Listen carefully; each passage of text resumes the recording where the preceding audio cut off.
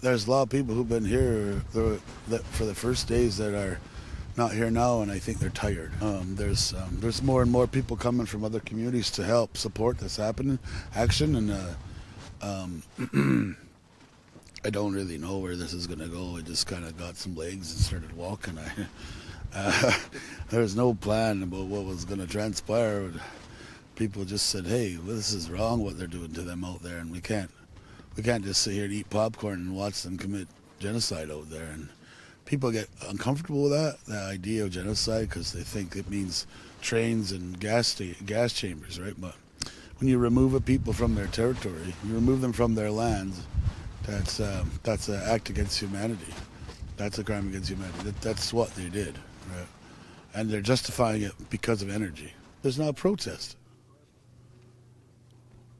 Well, it's not a protest here. It's silly, but unlawful gathering, I guess, is what they're calling it, and it's a breach of that or whatever. They're going to exert this injunction now because of that. And really, I think it's about money, but there was a second encampment built further on down the tracks, and a bit of movement by the people, and Mohawk Nation began to respond, and because they threatened the Mohawk Nation people with their invasion into our territory and mobilized people. There was a rolling blockade that came here from Akwesasne, chased by the OPP, and they came all the way here, 2.5 hours, and then they stayed. And more come in, and that's because it's a nation issue and not a individual or a little community issue. That's as far as what I understand. And then in the morning, I didn't know what was going to happen. I didn't know if we weren't going to have a whole bunch of police over here harming the people and whatever. But what happened was there was almost no OPP around, and there's one at the end of the road, and things subsided. So they de-escalated on their side of things, and I think that brought some peacefulness a little bit. There's been a little bit of talk about maybe moving forward with polishing the chain, and which is an open invitation for negotiation talks to find some solutions. Some ideas that are being thrown around is that it may require that an agreement come, that there be independent inquiry go into what happened at Wet'suwet'en territory with the invasion of the RCMP there. Maybe there'll be some talks about what the land claim issue that's here on these lands, where the people were driven off the land in almost a very, very similar manner to what happened in Wet'suwet'en territory, on a 5-mile stretch of land. That they brought the army here and pushed the people out of here, and this was our sugar bush, and they wanted to put a road in, and they pushed us off, and they surveyed a 5-mile tract of land, and then they gave away the land to the non-native farmers to build a road. So maybe one of the issues that we end up having to discuss and is to instigate a land claim negotiations or give our land back. And then, of course, there's the whole issue with CN Rail, that this tract is on our territory, and they don't have a surrender or a sale, so they're claiming that it's theirs and they have the right of way, but they don't have there's no way for them to produce that they own it.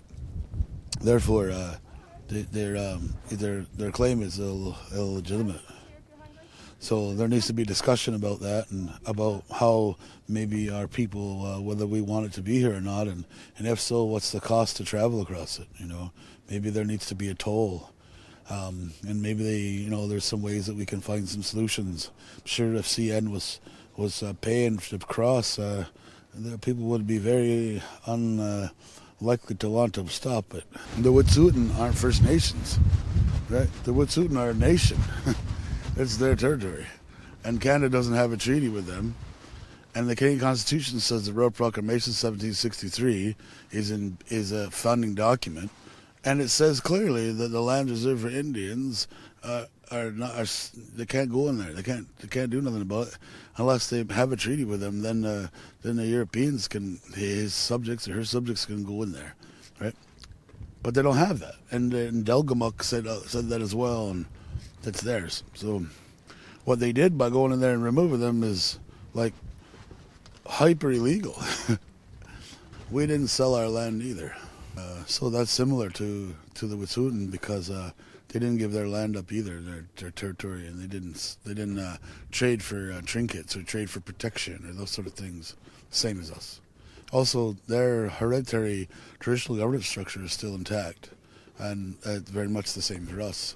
So we have that in common. The people still they still believe in that way of doing things. You know, they might be Christians, but they still follow that. There's still a set of rules that how you conduct yourself and how things get decided and how things like this happen, right? This doesn't happen because somebody's planning it. It happens because people are following their cultural rules, right? And so also there's been, over the last few years, building of relationships, right? Particularly in this last year, because there were some Mohawks who were in Wet'suwet'en camp and within Wet'suwet'en territory came there and helped them, and that began building a relation between our nation and their nations.